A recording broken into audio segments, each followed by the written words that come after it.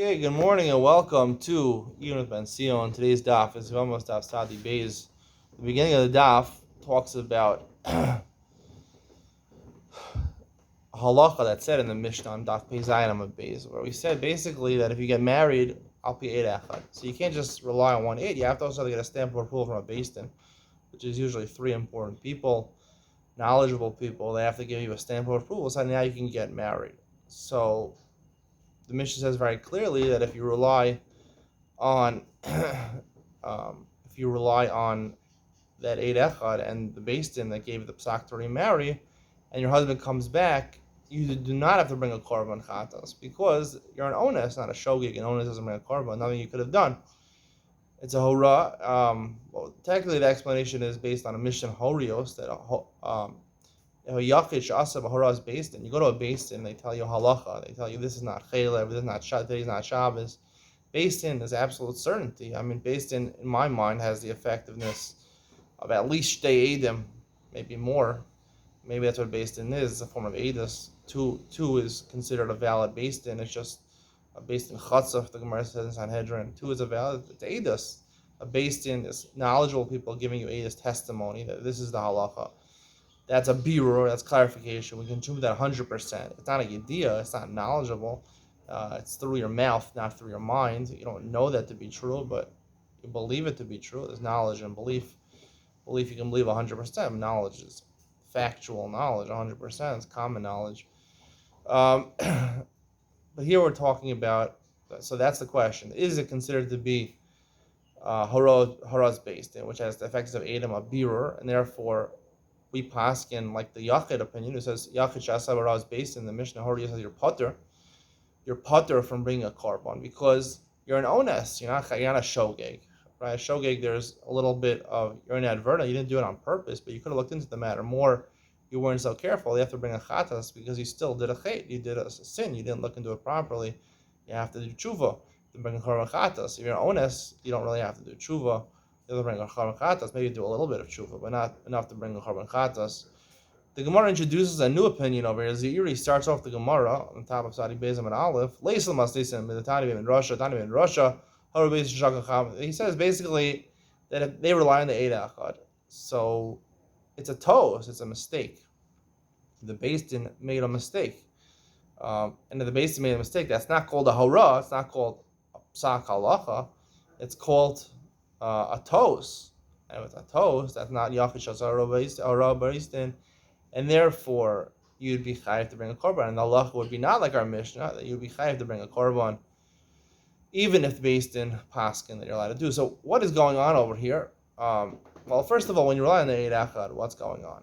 Meaning, 8 echad is neman in the Torah for, I believe, 3 things. It's neman to be mechayiv you a shvua. It's neman, and the 8 echad is neman in terms of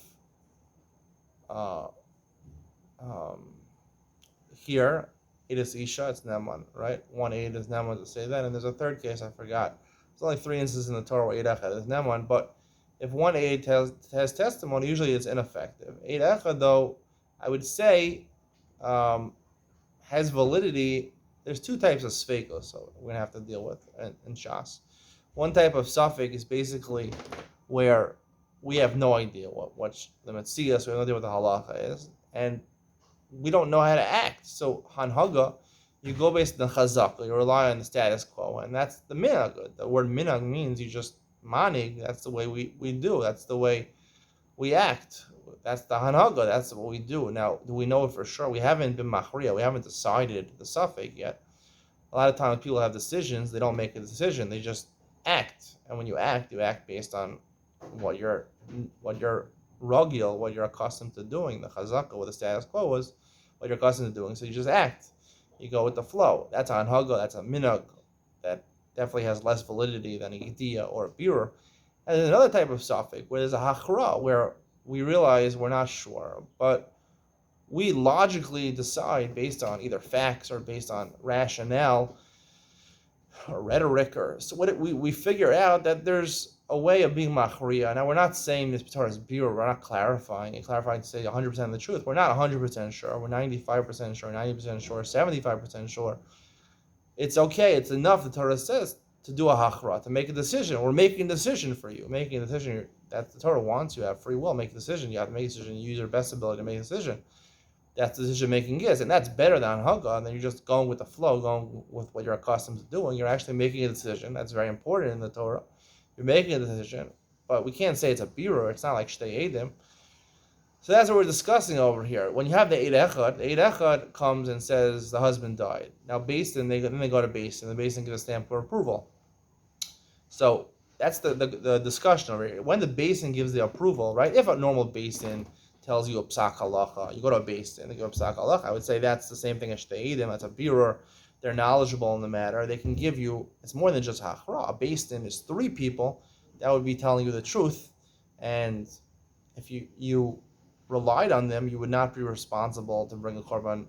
That would be yachid shosav baraz Beis Din. He's patur from a korban.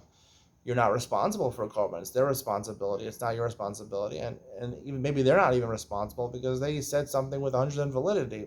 The fact that it didn't turn out that way was an onus. It was out of our control. But there's another way of understanding, which is the halacha over here. The Eid Echad obviously has legitimacy. It's not just on Haggah, it's hachra. The Eid Echad, we believe the Eid Echad over here, but not b'Torah's birur, just b'Torah's hachra of deciding, make a decision making. He made a decision for us.